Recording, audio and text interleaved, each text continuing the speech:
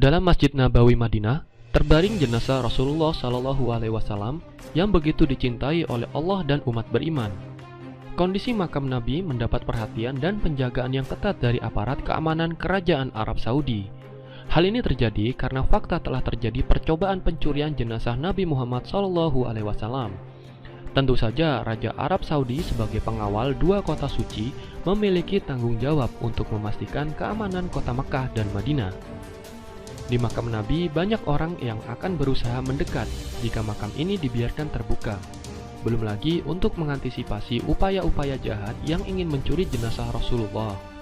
Apalagi dalam sejarah Islam telah ada upaya dalam mencuri jenazah Nabi SAW sebanyak 5 kali, yaitu mulai dari Mesir hingga negeri-negeri barat di Eropa yang bersekongkol untuk mencuri jenazah Nabi Muhammad SAW. Namun, persekongkolan tersebut harus berhadapan dengan kekuasaan Allah Subhanahu wa Ta'ala, pemilik alam semesta ini. Berikut cerita di balik upaya percobaan pencurian jenazah Rasulullah SAW. Kisah pencurian jenazah Nabi Muhammad ditulis oleh Muhammad Ilyas Abdul Ghani, penulis buku sejarah Masjid Nabawi Asy-Syarif. Dalam bukunya, ia menulis tentang percobaan pencurian pertama dilakukan pada masa Raja Fatimiyah Al-Hakim Bi'amrillah Al-Ubaidi. Meskipun Al-Hakim beragama Islam, namun ia menyimpang dari ajaran Islam yang benar, sehingga rakyat Mesir tidak bisa tidur tenang pada masa pemerintahannya. Ketika itu, seorang zindik mengusulkan kepadanya agar mencuri jenazah Nabi. Hal ini dilakukan untuk menarik perhatian manusia kepadanya dan negerinya.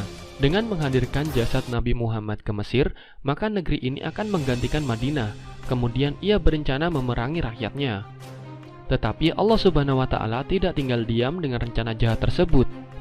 Baginya sangat mudah dalam menggagalkan upaya Raja Al-Hakim. Pada malam rencana itu dijalankan, ternyata Allah mengirimkan angin ke Madinah dan hampir bumi bergoncang karena kuatnya angin itu.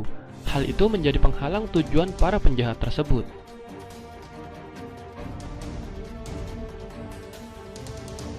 Ternyata kegagalan rencana awal tidak membuat raja yang mulai memimpin pada usia 11 tahun itu tersebut menjadi kapok. Ia kembali menyusun rencana jahat untuk mencuri jasad Rasulullah SAW. Kali ini prajuritnya mampu memasuki Madinah. Utusannya ini tinggal di dekat Masjid Al-Haram An-Nabawi. Mereka menggali tanah untuk membuat terowongan menuju makam Nabi SAW. Namun, keajaiban pun kembali terjadi. Terdengar suara di tengah-tengah masyarakat Madinah, Nabi kalian akan digali kuburnya. Akhirnya mereka pun kemudian melakukan penyelidikan dan mendapati utusan Al-Hakim Bi'amrillah Al-Ubaidi telah menggali terowongan. Mereka lalu dihukum mati.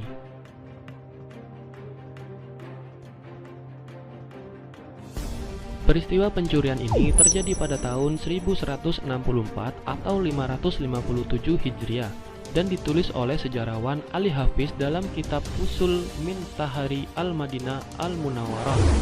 Saat itu kondisi umat Islam dalam kondisi yang lemah, sehingga para penguasa Eropa bersepakat untuk mencuri jenazah Rasulullah. Setelah kesepakatan disetujui, para penguasa di Eropa kemudian mengirim utusan untuk mencari jenazah Rasulullah pada musim haji.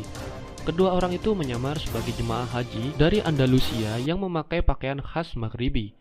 Kedua orang tersebut ditugaskan untuk melakukan survei awal dalam mencari kesempatan untuk mencuri jasad Nabi Muhammad SAW.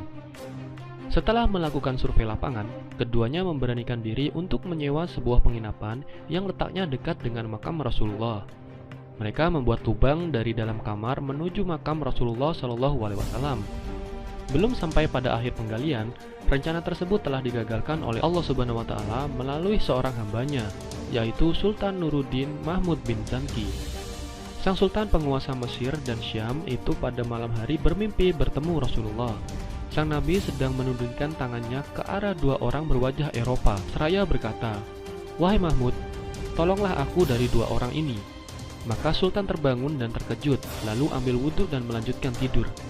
Tetapi ia kembali bermimpi yang sama, hingga 3 kali berturut-turut.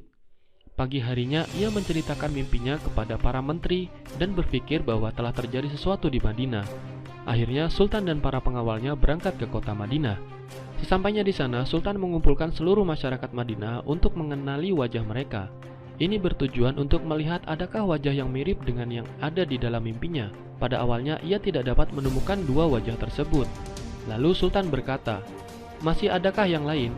Salah satu penduduk Madinah menjawab, "Memang masih ada, yaitu dua orang jemaah haji dari Maroko yang bermukim di sini.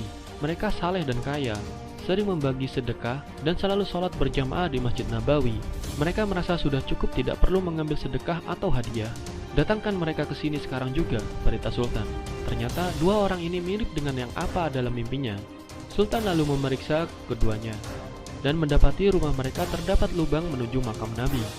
Keduanya mengaku melaksanakan tugas ini untuk mengambil jenazah Nabi Muhammad SAW untuk dibawa ke Eropa.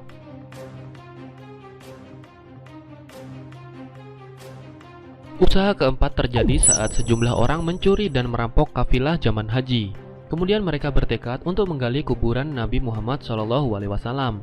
Mereka berbicara secara terang-terangan untuk mengutarakan niat mereka. Kemudian mereka menyeberangi laut menuju Madinah. Kemudian Allah menolak serangan mereka dengan kapal yang telah disiapkan dari Mesir Al-Iskandaria yang mengikuti mereka. Kemudian menangkap mereka semua, kemudian menawan mereka.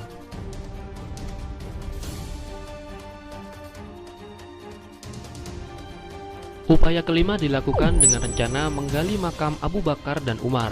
Peristiwa ini terjadi di pertengahan abad 7 Hijriah. Sejumlah orang yang mencapai 40 orang laki-laki ingin menggali kubur pada malam hari. Lalu bumi terbelah dan menelan mereka.